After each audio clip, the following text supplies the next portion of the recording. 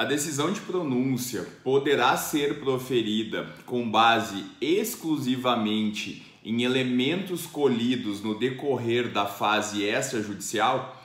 Bem, essa foi a pergunta que eu deixei mais cedo para vocês nos stories e em razão dos múltiplos fundamentos jurídicos que transitam em torno do tema e, sobretudo, da decisão recente do STJ, publicada nas notícias no dia de hoje, eu venho gravar esse vídeo para vocês para que a gente possa tecer algumas considerações importantes que podem auxiliar, sobretudo na resolução de provas de segunda fase e de provas orais. Então, qual é a controvérsia, no que gira esse tema? A controvérsia que se tem é que se a decisão de pronúncia é abarcada ou não pelo artigo 155 do Código de Processo Penal. Como nós sabemos, o artigo 155 do Código de Processo Penal está assim redigido: o juiz formará a sua convicção pela livre apreciação da prova produzida em contraditório judicial, não podendo fundamentar sua decisão exclusivamente nos elementos informativos colhidos na investigação, ressalvadas as provas cautelares, não repetíveis e antecipadas. Bom, o que o STJ decidiu, que foi publicado no dia de hoje, e o que o STF decidiu também no HC 180.144 de relatoria do agora ministro aposentado Celso de Mello. É importante que nós venhamos, primeiro, anotar dois casos importantes julgados, um pelo STJ, um pelo STF. O caso julgado pelo STF, HC 180.144, relatoria do ministro Celso de Mello, que foi o que eu falei agora para vocês. Além disso, a decisão publicada hoje nas notícias do STJ, que é o HC 589.270, decisão unânime da 6ª turma do STJ.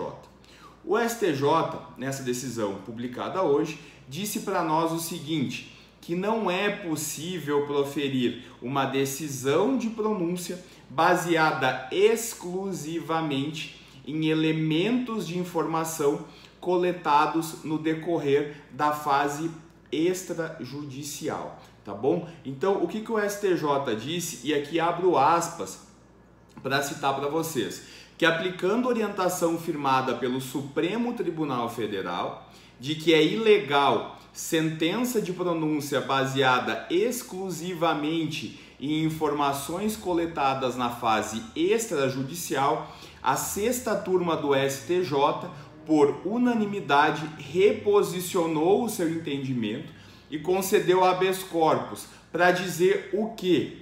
Que não pode encaminhar a júri tão somente com base em provas produzidas durante o inquérito policial. Bem, pessoal, dessa notícia aqui é importante nós extrairmos algumas coisas. Primeiro, em eventuais provas de segunda fase, em eventuais provas orais, evitem a utilização da expressão sentença de pronúncia. E por quê? Porque aqui, em verdade, conforme as considerações doutrinárias, o que se tem não é uma sentença, porque não se julga diretamente o mérito da causa. O que se tem é uma decisão interlocutória mista não terminativa. E por que isso? Porque a decisão de pronúncia, o que ela faz é encerrar uma fase, ou seja, encerrar a primeira fase do procedimento bifásico do júri e encaminhar ou não o processo para a fase de julgamento em plenário. Então, o que se tem aqui é uma decisão interlocutória mista não terminativa e não propriamente uma sentença. Outra expressão que é importante trazer aqui dessa notícia. Aqui se fala em elementos de informação, em informações coletadas na fase extrajudicial. Então, o STJ, o STF, nesses dois precedentes, deixam claro para nós que a decisão não se limita somente a elementos de informação coletados no inquérito policial, mas a qualquer outro procedimento de natureza investigatória. E para quem vai fazer prova de Ministério Público, é sempre bom lembrar do procedimento investigatório criminal. Então, caso se venha a investigar um crime de homicídio por meio de procedimento investigatório criminal, a mesma lógica se aplica ao elemento de informação coletado, angariado pelo membro do Ministério Público. Beleza, galera? Então, é importante que vocês pensem, que vocês levem essas informações, esses pequenos detalhes para a prova de vocês. Além disso, mais considerações que são feitas nessa notícia do STJ, com base também na decisão do STF. Aqui, no julgamento do HC 180.144, o ministro Celso de Mello, conforme citado pelo STJ, disse para nós o seguinte, que a primeira fase do procedimento do Tribunal do Júri funciona como um verdadeiro filtro processual. E por que seria um filtro processual? A função da primeira fase do procedimento do júri seria de evitar a submissão do réu aos jurados quando não houvesse prova da materialidade e indícios de autoria. Como nos disse o ministro Sebastião Reis Júnior, trata-se de um arranjo legal que busca evitar a submissão dos acusados ao conselho de sentença de forma temerária. Outro fundamento, pessoal, o ministro Sebastião destacou que observou-se a posição do STF de que decorre o seguinte, que após a Constituição de 88, não haveria mais amparo constitucional ou legal para o princípio do indúbio pro societate, tá bom? Segundo o qual essa decisão de pronúncia, eventual dúvida quanto à autoria deveria pesar em favor de quem? Em favor do interesse social na apuração do crime. Por quê? O ministro Sebastião nos disse o seguinte, que o princípio da presunção de inocência impõe a quem? Impõe ao Ministério Público, como titular da ação penal, a responsabilidade de provar, de comprovar as suas alegações em todas as fases e procedimentos do processo penal. Ou seja, esse ônus ministerial não seria diverso pelo fato de ser primeira fase ou segunda fase do procedimento do júri. Também citou os princípios do contraditório, os princípios da ampla defesa como um meio de concretização dessa vedação do indúbio pro societate. Além disso, um outro fundamento do Supremo Tribunal Federal. O Supremo Tribunal Federal, segundo o ministro Celso de Mello, nos diz o seguinte, que ao apreciar a presunção de inocência como norma probatória, tem reiteradamente o quê? Reiteradamente advertido que acusações penais não se presumem provadas, motivo pelo qual o ônus da prova referente a fatos constitutivos da imputação penal incumbe exclusivamente a quem acusa, sendo irrelevante para essa finalidade que se trate de procedimento penal comum ou de procedimento penal escalonado, expressão utilizada pelo ministro Celso de Mello. Procedimento escalonado, como é o caso do Tribunal do Júri. Escalonado porque tem mais de uma fase. Aqui mais uma expressão utilizada pelo ministro Celso, que a presunção de inocência funcionaria como uma limitação constitucional ao poder do Estado.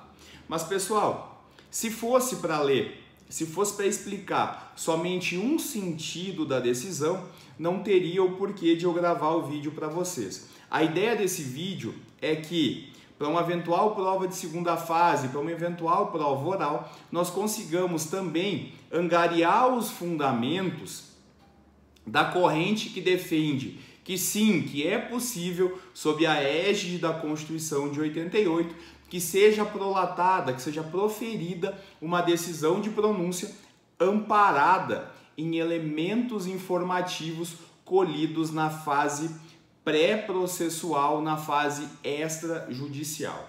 Nesse caso, é importante dizer para vocês que, embora nós tenhamos decisões recentes do STF e do STJ, no sentido inicial de que é proscrito, de que é vedado, de que é proibida essa decisão, amparada exclusivamente nos elementos de informação do inquérito, nós também temos que pensar o seguinte, que se for pesquisado no sistema do STJ, no site do STJ, se forem pesquisadas decisões a respeito do tema, nós também temos decisões do final de 2020, ou seja, proferidas há 1 mês, 2 meses, que reconhecem a possibilidade também de se proferir essa decisão de pronúncia com base exclusivamente no inquérito policial, nos procedimentos de investigação extrajudiciais. Então aqui eu quero trazer para vocês alguns fundamentos que o próprio STJ utiliza para permitir esse tipo de decisão. Fundamentos estes que podem enriquecer uma resposta de vocês em segunda fase, uma resposta de vocês em prova oral, correto? Então vamos lá. Primeiro fundamento que o STJ utiliza, a decisão de pronúncia comporta o quê? Comporta um juízo de admissibilidade da acusação. E o que se avalia aqui? Prova da existência do fato, ou seja, a materialidade, e indícios acerca de autoria, acerca de participação. Isso é o que nos dispõe o 413 do Código de Processo Penal. Por isso, como diz o STJ, a decisão de pronúncia constitui o quê? Constitui um juízo fundado de suspeita, que apenas e tão somente admite a acusação. Assim, como não se profere um juízo de certeza, esse juízo de certeza é aquele que é necessário para a condenação e não para a pronúncia. Por esse motivo, não se aplicaria o artigo 155 do Código de Processo Penal às decisões de pronúncia. Eu cito para vocês aqui, por exemplo, o rico voto do ministro Félix Fischer no habeas corpus 402.042. Além disso, outros fundamentos do STJ extraídos de emendas, extraídos de inteiro teor de acórdãos. Embora não seja possível sustentar uma condenação com base na prova produzida exclusivamente na fase inquisitorial, não ratificada em juízo, tal entendimento não se aplica à decisão de pronúncia. Ou seja, ainda que esses argumentos da fase extrajudicial, ou seja, do procedimento investigatório criminal, do inquérito policial, não sejam ratificados, confirmados em juízo, tem posicionamento do STJ no sentido de que poderiam ser, sim, utilizados para a decisão de pronúncia. Por quê? Porque se não for, como neste momento se está utilizando estes elementos da fase pré-processual, posteriormente nós não podemos esquecer que no plenário do júri, no dia da sessão de julgamento, essa prova é renovada, ou seja, há uma renovação da prova na ocasião em que ocorre o julgamento da causa pelos jurados. Tá certo, pessoal? Um último fundamento, e aqui eu cito para vocês, por exemplo, decisões agora de dezembro de 2020, o AGRG no ARESP 1702743 e o AGRG no ARESP 1675836 aqui do estado do Paraná, é o seguinte, que embora a vedação imposta pelo artigo 155 do Código de Processo Penal se aplique a qualquer procedimento penal, inclusive aos relativos à competência do tribunal de júri, não se pode perder de vista o desiderato da decisão de pronúncia, qual seja, encerrar o juízo de admissibilidade da acusação. Assim, o que se faz nessas decisões? Se faz uma diferenciação entre decisão de pronúncia proferida para quê? Para encerrar o juízo de admissibilidade da acusação e depois uma futura condenação. Para decisão de pronúncia, não tem necessidade de uma prova exauriente, de elementos exaurientes, motivo pelo qual o 155 do CPP não se aplicaria. Agora, para eventual condenação. Para eventual condenação, sim, aí se aplica o 155 do Código de Processo Penal. Tá bem, pessoal? Neste vídeo de cerca de 15 minutos, espero que a gente possa ter tratado de importantes fundamentos para que possam enriquecer uma eventual resposta de segunda fase, uma eventual resposta de prova oral de vocês, tá certo? Contem comigo, espero que tenham gostado. Na medida do possível, peço que curtam, comentem, compartilhem com os amigos para que a gente possa ajudar um maior número de pessoas, tá bom? Fico à disposição de vocês, um forte abraço a todos.